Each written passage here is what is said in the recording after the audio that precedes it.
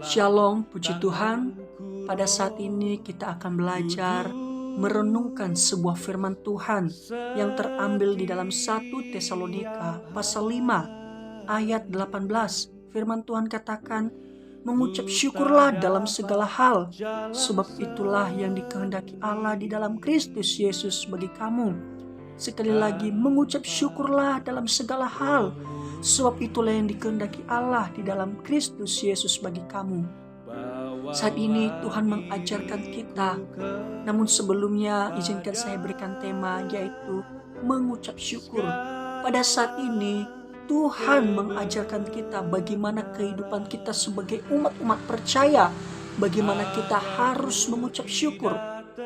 Terkadang saat ini umat-umat manusia seringkali mengucap syukur ketika keadaannya baik, ketika ekonominya semakin meningkat, atau ketika keadaannya fisiknya sehat.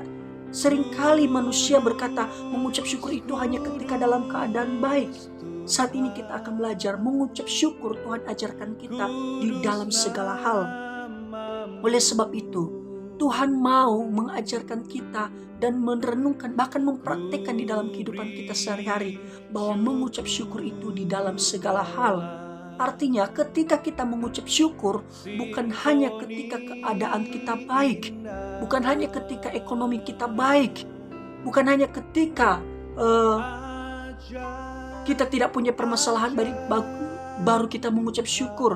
Tidak. Namun Tuhan mengajarkan kita mengucap syukur di dalam segala hal, baik dalam keadaan kita kaya maupun miskin, baik dalam keadaan kita susah maupun senang, baik dalam keadaan kita sakit maupun sehat. Dalam segala hal Tuhan mengajarkan kita mampu mengucap syukur. Kita harus mengucap syukur. Karena apa? Karena itu yang dikehendaki Tuhan. Tuhan tidak katakan kamu harus mengucap syukur dalam ketika keadaan baik. Tidak. Namun Tuhan ajarkan kita harus mampu mengucap syukur di dalam segala keadaan. Baik sekalipun keadaan kita buruk, baik dalam keadaan kita sekalipun tidak baik.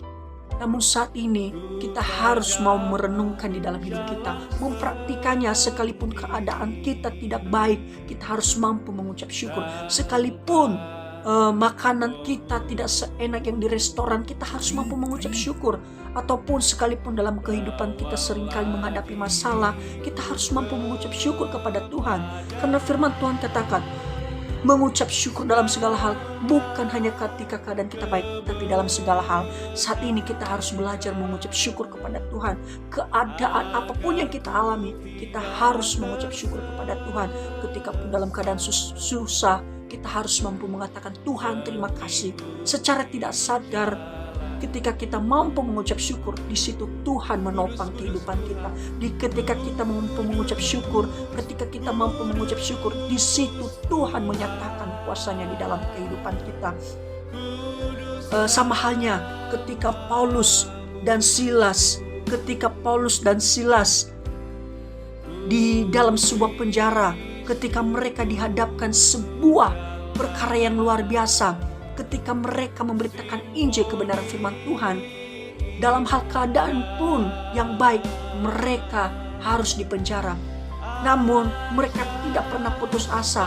Mereka mampu mengucap syukur. Di dalam kitab Kisah Para Rasul pasal 16 ayat 24 sampai 26 dikatakan, sesuai dengan perintah itu, kepala penjara memasukkan mereka ke ruang penjara yang paling tengah dan membelenggu kaki mereka dalam pasungan yang kuat.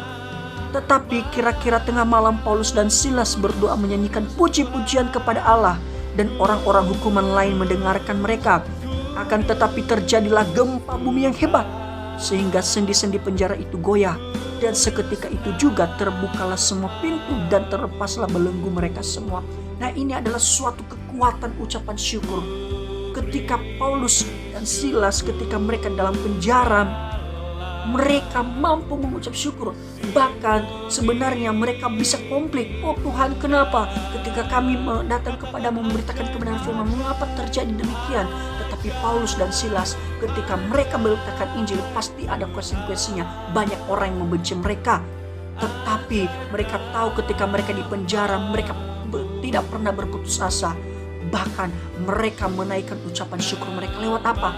Lewat menaikkan setiap pujian dan penyembahan kepada Tuhan, lewat berdoa kepada Tuhan. Di situ terjadi kuasa dan mujizat Tuhan di dalam kehidupan Paulus dan Silas ketika menyampaikan kebenaran firman Tuhan. Oleh sebab itu, ketika kita mampu mengucap syukur, kita percaya itu adalah salah satu kunci kesuksesan di dalam kehidupan kita. Salah satunya contoh lagi, seperti Sadrak, Mesak, dan Abednego ketika dihadapkan sebuah perapian yang menyala-nyala yang begitu besar, tetapi mereka tetap memilih Tuhan.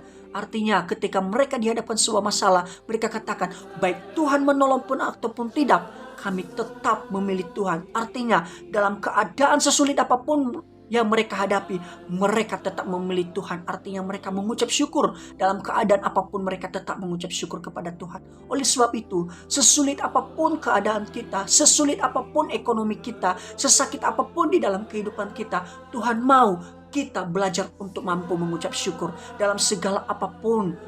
Bukan hanya ketika kita sehat, ingat. Bukan hanya ketika kita sehat ataupun ke ekonomi kita baik. Tetapi dalam segala hal, baik dalam suka duka, baik dalam keadaan kaya maupun miskin, baik dalam keadaan senang maupun susah, kita harus mampu mengucap syukur. Bahkan dikatakan di dalam Filipi pasal 4 ayat 4 dikatakan, bersukacitalah senantiasa di dalam Tuhan. Sekali lagi katakan bersukacitalah. Makanya Paulus katakan sendiri bersukacitalah senantiasa. Berarti senantiasa terus menerus bersukacita ketika kita mengambil bagian dalam hal yang terbaik. Secara khusus ketika melakukan firman Tuhan, kita tahu bahwa Tuhan sendiri yang akan berperan di dalam kehidupan kita. Jadi di dalam kehidupan kita, kita harus mampu mengucap syukur dalam segala keadaan. Terima kasih, Tuhan Yesus memberkati.